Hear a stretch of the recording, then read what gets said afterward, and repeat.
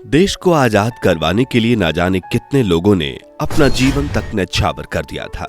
लेकिन साथियों, आजादी के लिए लड़ने वाले स्वतंत्रता सेनानी खासकर दो अलग अलग विचारधाराओं में बटे हुए थे। पहले थे भगत सिंह, चंद्रशेखर आजाद और नेताजी सुभाष चंद्र बोस जैसे वो लोग जो अपनी ताकत के दम पर अंग्रेजों को खदेड़ फेंकना चाहते थे।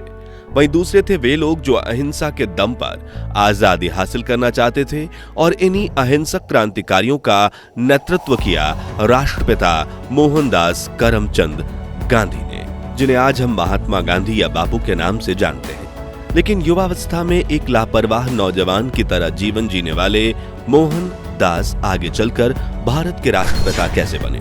देश की आजादी में उनकी कितनी महत्वपूर्ण भूमिका थी? बापू ने कब आधी लुंगी पहनना शुरू किया और क्या थे महात्मा गांधी के वो बहुचर्चित ब्रह्मचर्य प्रयोग जिन्हें डॉक्टर सुशीला, नैयर, आभा और प्रभावती के साथ सोकर किए गए, जिनकी निंदा उनकी मृत्यु के 75 साल बाद आज भी की जाती है। जानेंगे महात्मा गांधी से जुड़ी ऐसी ही कुछ अनसुनी अनकही कहानियां आज के इस दिलचस्प वीडियो में, तो पूरा वीडियो जरूर देखिएगा। दोस्तों, महात्मा गांधी का जन्म 2 अक्टूबर 1869 के दिन गुजरात के पोरबंदर में रहने वाले एक अमीर परिवार में होता है। गांधी जी के पिता करमचंद गांधी पोरबंदर में राजा के दीवान थे और उनकी मां पुतलीबाई गांधी एक धार्मिक महिला थीं। वो अक्सर पूजा पाठ के लिए मंदिर जाती थीं और उपवास रखा करती थीं। उन्होंने ही बापू को हिंदू परंपराओं और नैतिकताओं का पक्का पाठ पढ़ाया, साथ ही सहिष्णुता और साधारण रहन सहन और अहिंसा की सीख भी दी। साल 1883 में बच्चों को अच्छी शिक्षा दिलवाने के लिए करमचंद गांधी परिवार के साथ राजकोट शिफ्ट हो गए, जहां मोहनचंद करमचंद गांधी ने अपनी अंग्रेजी की शिक्षा पूरी की। लेकिन उस दौर में बच्चों की जल्द ही शादी करवा दी जाती थी और महज 13 साल की उम्र में ही मोहनदास गांधी की शादी कस्तूरबा के साथ करवा दी गई, जो गांधी से उम्र में 1 साल बड़ी भी थी। गांधी जी अपने किताब सत्य के प्रयोग में बताते हैं कि उस वक्त मैं एक बागी नौजवान था। मैंने परिवार की परंपराओं के खिलाफ जाकर चोरी चकारी, मांसाहार और शराब पीने जैसी हरकतें भी की थी, लेकिन अपने हर बुरे कर्म के लिए उन्होंने काफी प्रायश्चित भी किए थे। लेकिन गांधी जी के जीवन में बदलाव तब आया जब महज 15 साल की उम्र में उन्होंने अपने पिता करमचंद गांधी को हमेशा हमेशा के लिए खो दिया। पिता के गुजरने के 1 साल बाद गांधी जी की पहली संतान भी हुई, लेकिन जन्म के कुछ समय बाद उसका भी निधन हो गया।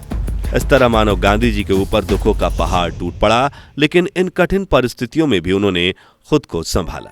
उन्होंने जवानी की सभी बचकानी हरकतों को त्याग दिया, मांसाहार का सेवन बंद किया और मां के सिखाए हुए सत्य और अहिंसा के रास्ते पर चलने लगे। सन 1887 में गांधी जी ने अहमदाबाद से अपनी हाई स्कूल की पढ़ाई पूरी की और 1888 में वो मुंबई के भावनगर कॉलेज में ग्रेजुएशन करने लगे। लेकिन वो यहाँ खुश नहीं थे, इसलिए मौका मिलते ही वो लंदन पढ़ने के लिए चले गए। मशहूर कॉलेज इनर टेम्पल कॉलेज में कानून की पढ़ाई उन्होंने शुरू की।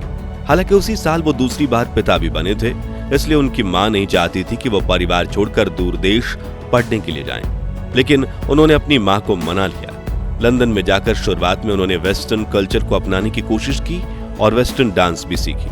लेकिन लंदन में उस वक्त एक शाकाहारी आंदोलन चल रहा था, जहां उन्हें अपने लोगों का भाईचारा दिखा। साथ ही लंदन की थियोसॉफिकल सोसाइटी से भी उन्हें अपने बचपन में मिली हिंदू मान्यताओं की तरफ लौटने की प्रेरणा मिली। इसलिए वो सन 1891 में भारत लौट आए और अब गांधी जी का व्यक्तित्व इतना निखर चुका था कि उनके आसपास के लोग उनकी हर बात से प्रभावित हो जाते थे। हालांकि लंदन से पढ़ाई करने के बावजूद उन्हें भारत में अच्छी नौकरी नहीं मिल पा रही थी, इसलिए उन्होंने वकालत शुरू की। लेकिन उन्हें अपने पहले मुकदमे में हार मिली। इसी दौरान उन्हें एक अंग्रेज अधिकारी के घर से धक्के से बाहर निकाल दिया गया था, जिससे गांधी जी को एहसास हुआ कि अंग्रेजी हुकूमत भारतीयों के लिए कितनी क्रूर है। इसी बीच उन्हें दक्षिण अफ्रीका के गुजराती व्यापारी दादा अब्दुल्ला ने उन्हें 1 साल तक वकालत की नौकरी ऑफर की और गांधी जी ने उनका ऑफर स्वीकार कर लिया। लेकिन उस वक्त साउथ अफ्रीका में रंग को लेकर काफी भेदभाव किया जाता था, जिसके शिकार खुद गांधी जी भी हुए थे। सन 1893 में ही एक दिन जब वो ट्रेन के फर्स्ट क्लास डिब्बे में सफर कर रहे थे, तभी एक अंग्रेज ने उनके रंग की वजह से काफी उन्हें बेइज्जत किया और टिकट होने के बावजूद उन्हें सामान के साथ डिब्बे से बाहर फेंकवा दिया गया। इस घटना से गांधी जी को काफी गहरा आघात लगा और यही उनके जीवन का एक टर्निंग पॉइंट था, जिसे लेकर कुछ इतिहासकार ये तक कहते हैं कि अगर गांधी जी के साथ ट्रेन वाला हादसा ना हुआ होता तो वो भी बाकी भारतीयों की तरह दक्षिण अफ्रीका में भेदभाव सहते रहते और शायद इसका प्रभाव भारत की आजादी पर भी पड़ता, क्योंकि उसी घटना ने मोहनदास को गांधी जी बनाया। खैर, जब गांधी दादा अब्दुल्ला का केस लड़ने दक्षिण अफ्रीका की कोर्ट में पहुंचे थे, तब वहां के जज ने भी उन्हें अपमानित करके पगड़ी उतारने के लिए कहा था, लेकिन उन्होंने दादा अब्दुल्ला को वचन दिया था कि वो अगले 1 साल तक उनके वहां काम करेंगे, इसलिए वो चुपचाप इन अपमानों का घूंट पीते रहे। और 1894 में जब उनकी नौकरी खत्म हुई तो भारत आने के बजाय उन्होंने दक्षिण अफ्रीका में रहकर वहां के भारतीयों और आम लोगों के हक के लिए लड़ने का फैसला किया। यही उन्होंने नटाल इंडियन कांग्रेस की स्थापना की। अगले 20 सालों तक गांधी जी वहां रहने वाले भारतीयों और आम लोगों के लिए अंग्रेजों के खिलाफ कई आंदोलन कर चुके थे, लेकिन उन्होंने एक भी हिंसक कदम नहीं उठाया, क्योंकि बचपन से ही उन्हें अपनी मां पुतली बाई से अहिंसा के व्यापक सिद्धांत मिले थे। दक्षिण अफ्रीका संघर्ष के दौरान ही गांधी जी ने स्वशुद्धिकरण और सत्याग्रह जैसे सिद्धांतों का प्रयोग शुरू किया। इसी दौरान उन्होंने ब्रह्मचर्य का प्रण लिया और वो सफेद कुर्ते के साथ धोती पहनने लगे। फिर आया साल 1913, जब मोहनदास करमचंद गांधी ने अपने जीवन का वो महत्वपूर्ण फैसला लिया, जिसने दुनिया भर में ये साबित कर दिया कि अहिंसा के साथ सत्य की लड़ाई जीती जा सकती है। दरअसल उस वक्त दक्षिण अफ्रीका में रहने वाले भारतीयों पर 3 पाउंड टैक्स यानी कर लगाया जाता था, जिसके खिलाफ उन्होंने आखिरी सविनय अवज्ञा नाम से आंदोलन शुरू किया और 2221 लोगों का नेतृत्व करते हुए नटाल से ट्रांसवाल तक की पदयात्रा शुरू की। इस यात्रा के दौरान वहां की हुकूमत ने गांधी जी को गिरफ्तार कर लिया और 9 महीने कैद की सजा सुनाई, जिससे उनके अनुयायी इतने ज्यादा निराश हुए कि उन्होंने हड़ताल को तेजी से हर तरफ फैलाना शुरू कर दिया। कुछ ही समय में गांधी जी की अहिंसा ने अंग्रेजों की हुकूमत को घुटनों पर ला दिया। उन्होंने न सिर्फ बापू को रिहा किया बल्कि भारतीयों पर लगाए गए कर को वापस भी ले लिया।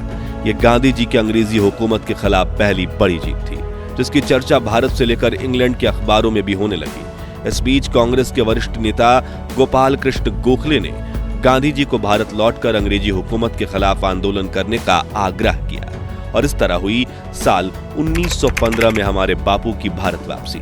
बापू ने दक्षिण अफ्रीका में अपने जीवन के पहले कुछ साल वहां के लोगों के तकलीफों को करीब से देखा था, इसलिए उन्हें लोगों के हक की लड़ाई में सफलता मिली। इसलिए भारत में भी वो अपने देशवासियों के जीवन को करीब से देखना चाहते थे, जिसके लिए गांधी जी को कस्तूरबा ने यह तय किया कि वो रेलवे के 3रे दर्जे के डब्बे में पूरे भारत का भ्रमण करेंगे। इस भारत यात्रा के दौरान जब महात्मा गांधी अपने देश के गरीब और आबादी को देख रहे थे तो उन्हें धक्का लगा, और ये गहरा धक्का था।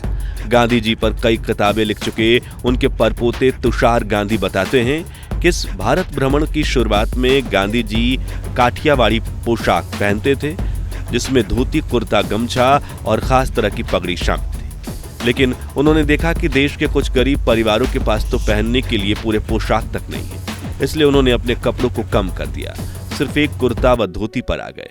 जिसके बाद उन्होंने इंडियन नेशनल कांग्रेस के साथ मिलकर आजादी की लड़ाई को प्रारंभ कर दिया। सबसे पहले उन्होंने अंग्रेजों के रॉलेट एक्ट के खिलाफ काले कानून के नाम से जो जाना जाता था उसके विरोध का ऐलान किया। दरअसल इस कानून के तहत सरकार को यह ताकत मिल गई थी कि वो किसी भी नागरिक को केवल चरमपंथ के शक पर गिरफ्तार कर जेल में डाल सकती है।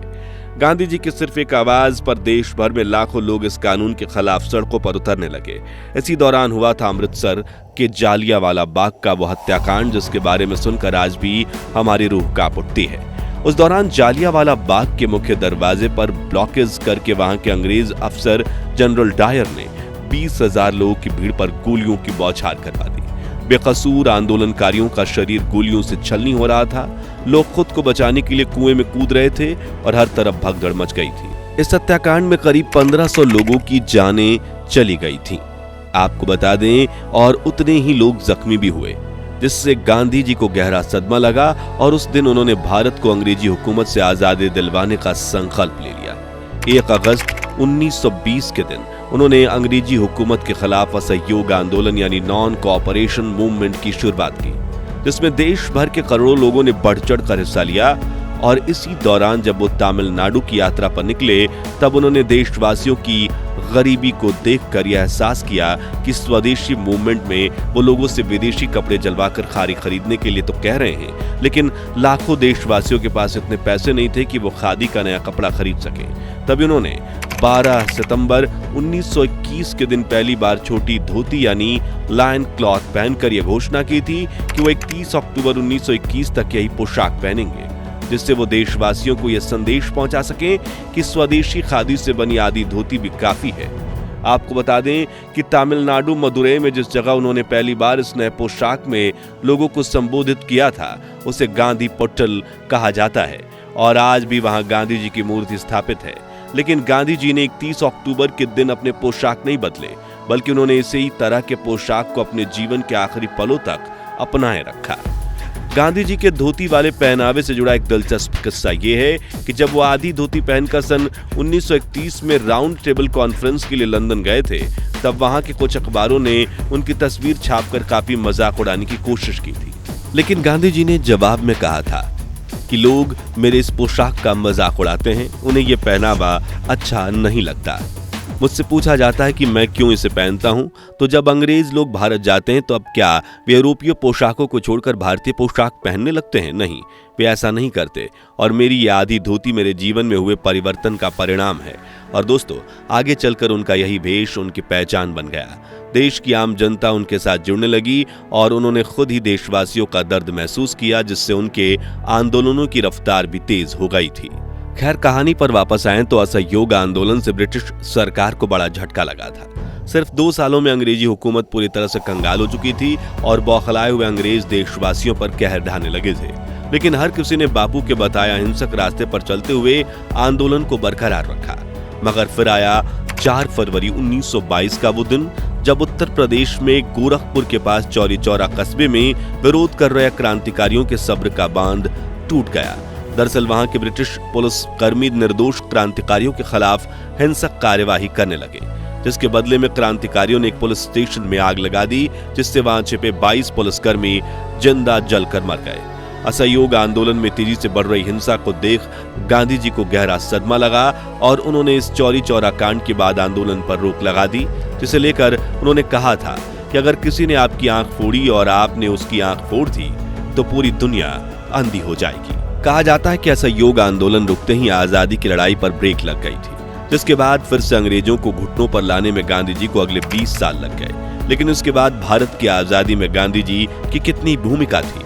महात्मा गांधी ने अपनी पोती मनुबेन गांधी, पर्सनल डॉक्टर सुशीला नैयर, बहू आभा गांधी और प्रभावती गांधी के साथ लेकर कौन से ब्रह्मचर्य के प्रयोग किए थे, जिससे उनकी काफी आलोचना हुई। और आखिर में क्यों कैसे नाथूराम गोडसे ने गांधी जी की हत्या की, वो जानेंगे गांधी जी की अनसुनी कहानी के सीरीज के अगले पार्ट में। तो जल्द से चैनल को सब्सक्राइब करके पास वाली घंटी जरूर बजा दीजिए, ताकि उन पार्ट्स की नोटिफिकेशन आपको सबसे पहले मिले।